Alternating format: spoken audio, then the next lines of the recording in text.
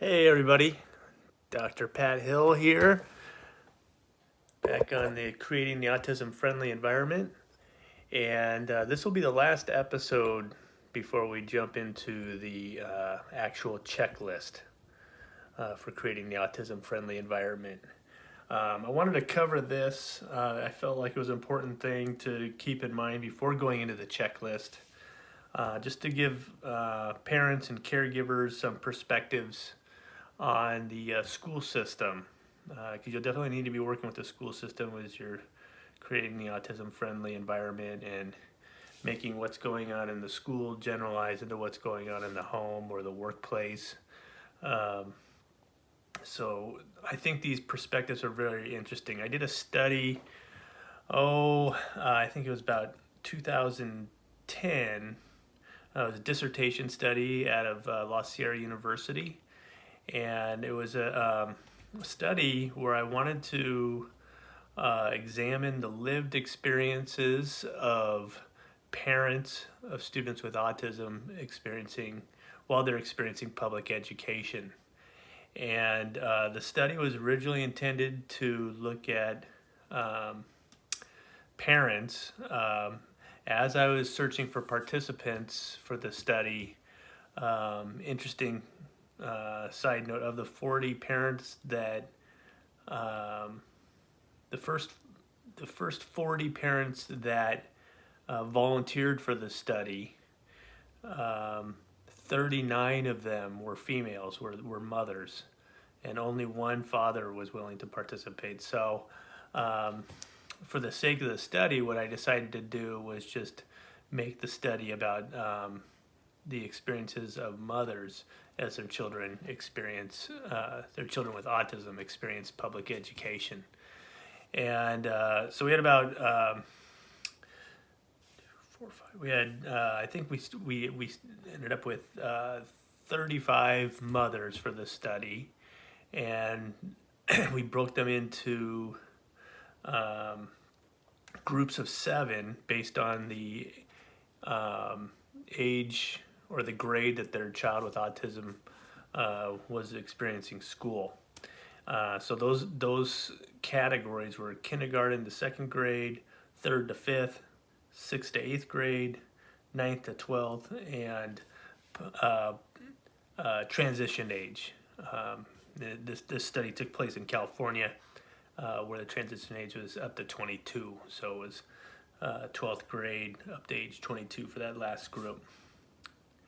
Very, very interesting study. I was really glad I got to participate. I was very thankful for the parents that participated in the study. It was a qualitative study. There was a quantitative component to the study that involved a survey that was measuring um, having the parents rate the schools when it came to certain aspects of their favorability and whether they felt the school district was doing a good job or not. But the interviews were the most was what we weighted the most into the study, and we were looking for themes across those bands, those grade level bands, to see if there was themes in the parent experiences.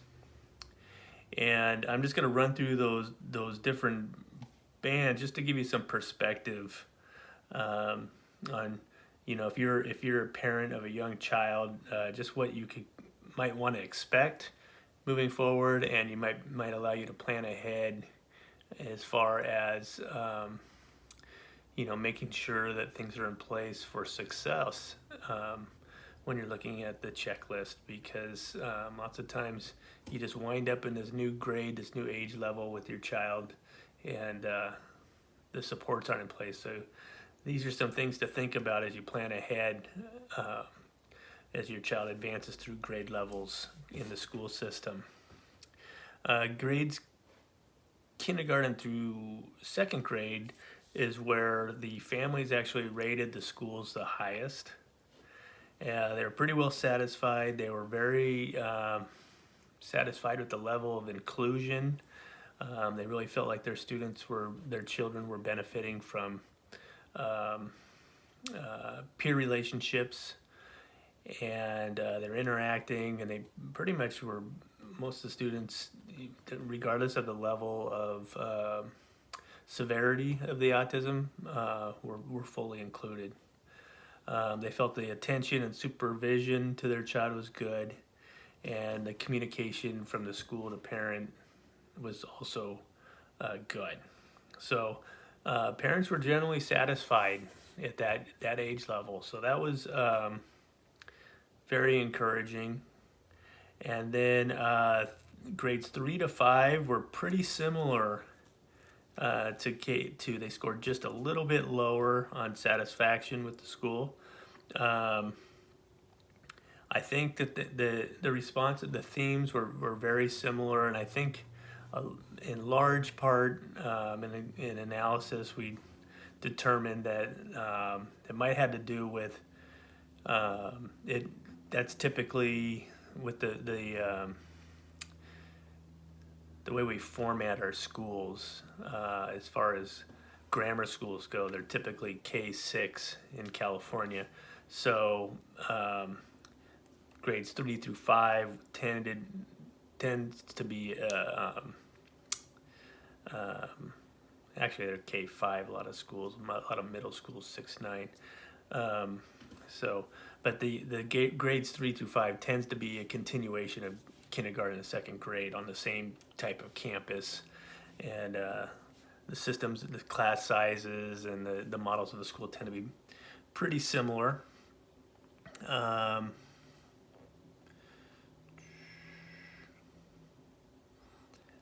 This group was starting to question if the staff was knowledgeable and qualified to work with students with autism, and that really started to surface because some of the students with autism were experiencing discipline for the first time, and so some behaviors that might have been more acceptable in the kindergarten and second grade were considered unacceptable in the third to fifth grade, and that's when parents started to question, well, hey, my child has autism, has unique needs.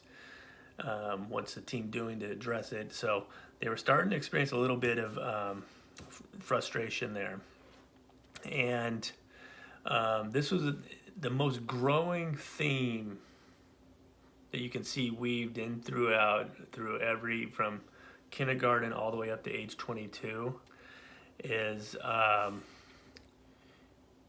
you start to see the feedback from the parents where the staff at the school starts becoming what they perceive as more apathetic to the needs of the student with autism. So that they kind of equated empathy with or the lack of empathy with attitudes, and then they started to make that jump that the staff is not trained or equipped to work with students with autism. So that those feelings as a parent, that might grow more as your child gets older. So it's something to be prepared to experience as your child moves through the school system, and you'll be able to get ahead of a lot of these things, like making sure there's knowledgeable people on staff, and raising questions of, well, why isn't there? Can you send them to this training? Can you send them to that training? Just some things to put in place before your child experiences a lack of knowledgeable staff at the school, or maybe the school does have qualified people, and but you'll know what kind of questions to ask. How is your child going to be connected to those important people on campus?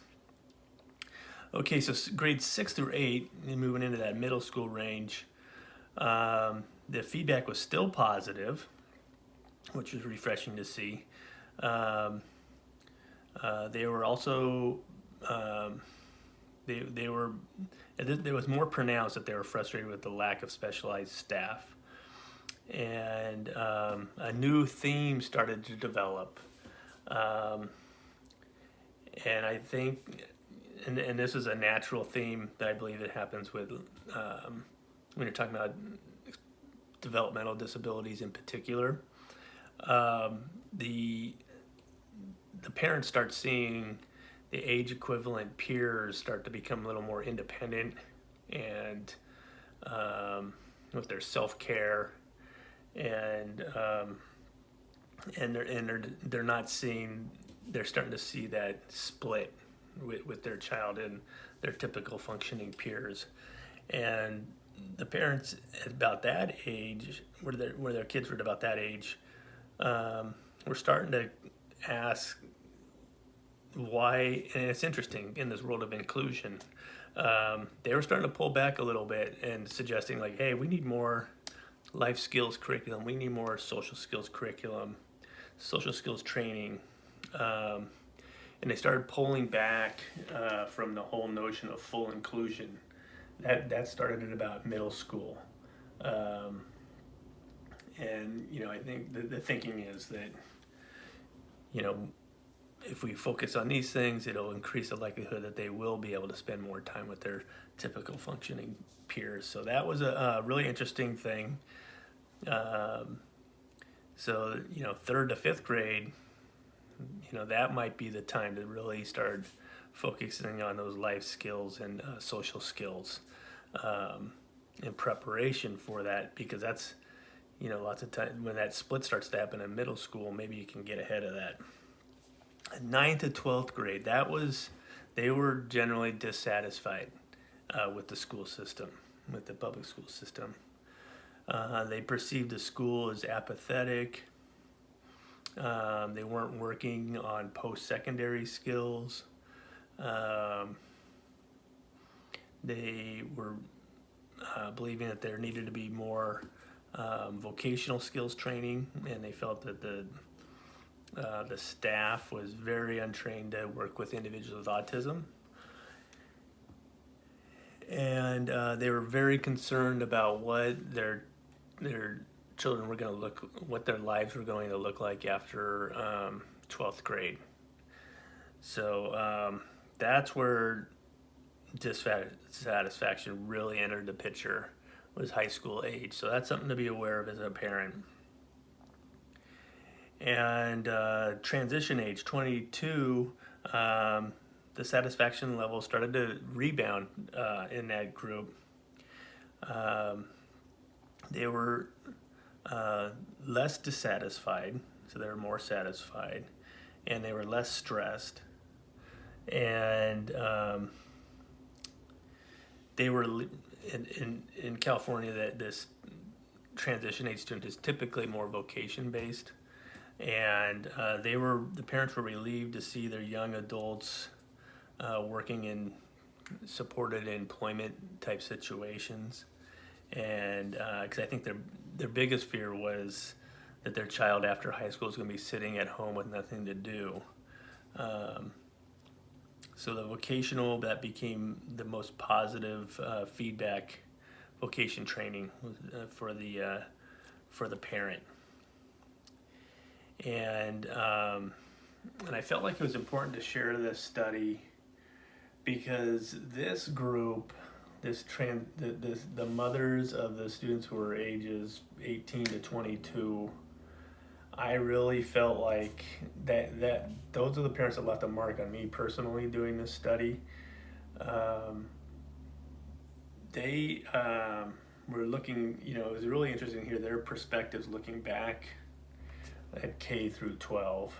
And the biggest item that I want to share with you is that they had personal regrets as parents that from kindergarten on, they were not accepting enough of who their children were, the uniqueness of their child.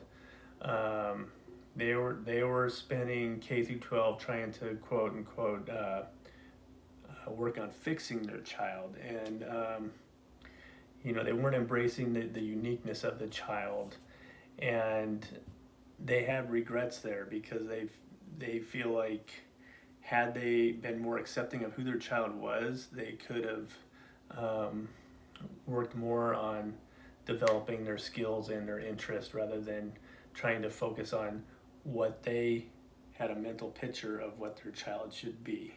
So, for example, vocational interest type assessments,